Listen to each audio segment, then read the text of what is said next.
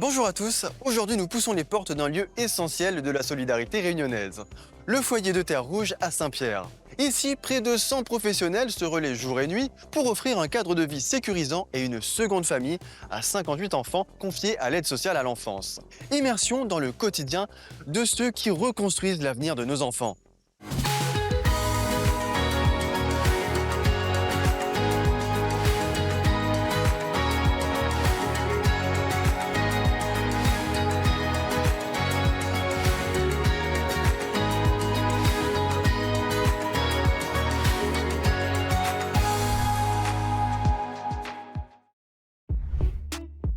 Mathieu Etty, bonjour. Bonjour Alexandre. Nous sommes au foyer de Terre Rouge qui a fait l'objet d'une profonde rénovation. Quelles sont les missions de cette structure et qui accueillez-vous ici? Le foyer de Terre Rouge est, avec le foyer départemental de l'enfance Nord-Est, l'un des piliers de la protection de l'enfance, parce que nous sommes la porte d'entrée de l'aide sociale à l'enfance.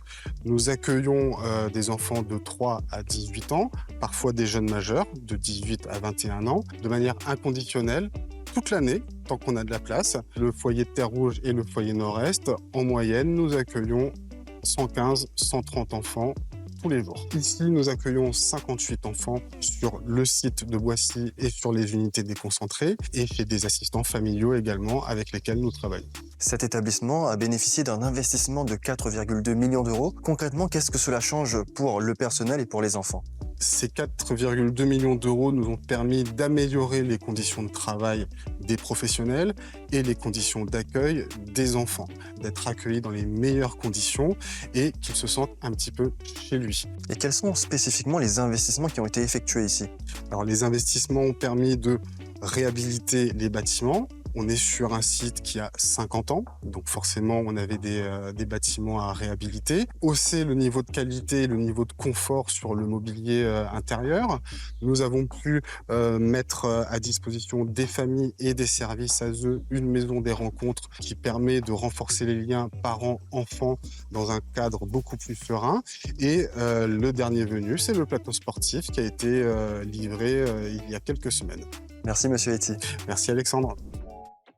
Carole Chamand, Guillaume Cadet, bonjour. Bonjour. Carole, vous êtes maîtresse de maison ici au foyer de Terre Rouge. Parlez-nous d'une journée type ici. Ma journée type, c'est que je prends mon service 6h30, 13h30. Quand j'arrive à mon service, je fais le relais avec le surveillant de nuit pour savoir comment ça se passe la nuit, si le jeune a bien dormi ou pas. Je fais le relais aussi avec l'éducateur. Je prépare le petit déjeuner avec les jeunes, l'accompagnement à la douche, le coiffage, important pour les jeunes. Et aussi, au niveau des convois scolaires, je fais quand même les convois, fin de service à 13h30. Guillaume, vous prenez le relais quand tout le monde s'endort. Comment gère-t-on un foyer de nuit? En tant que surveillant de nuit, nous avons vraiment un rôle clé car on doit veiller à la sécurité, au bien-être de ces jeunes-là sur la partie nuit, justement. Car malheureusement, c'est la nuit que tous leurs peurs, leurs traumatismes peuvent remonter. On doit se montrer présent et être là. Quand je parle de veiller à leur sécurité aussi, c'est leur sécurité, les empêcher de partir en fuite, essayer de les dissuader. Il ne faut pas qu'ils se mettent en danger dehors. Merci beaucoup à tous les deux. Merci à Merci. vous. La protection de l'enfance est une priorité absolue de notre mandature.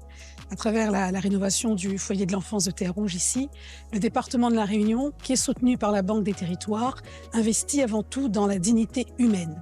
Nous voulons offrir à chaque enfant de l'île, quel que soit son parcours, les meilleures chances de grandir dans un environnement moderne qui est aussi inclusif et surtout bienveillant. Protéger nos enfants, c'est construire la Réunion de demain. Accueillir, protéger et accompagner. Ici à Terre Rouge, ces mots prennent tout leur sens grâce à l'engagement quotidien des agents du département. Parce que chaque enfant de cette île mérite les mêmes chances de grandir sereinement. Merci de nous avoir suivis et à très bientôt pour un nouveau numéro du Département des Générations.